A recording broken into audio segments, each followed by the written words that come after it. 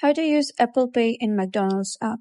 Hello guys and welcome back to the channel. In this video, I'm going to show you how you can select Apple Pay as your payment method in the McDonald's app and complete orders securely with Face ID, Touch ID, or passcode confirmation.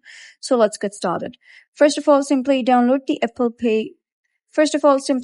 McDonald's application from the App Store and sign up or sign in using your account credentials, and you'll be redirected to the home page. So what you're going to do is click on More over here at the bottom right, and then you're going to sign in with your account. So if you have signed in already, you'll be able to see something like this.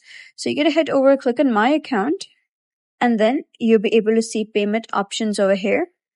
So if you have Apple Pay credentials stored already, you'll be able to see that over here. If not, then you can simply click on debit and credit card and you can simply add your Apple Pay payment method over here.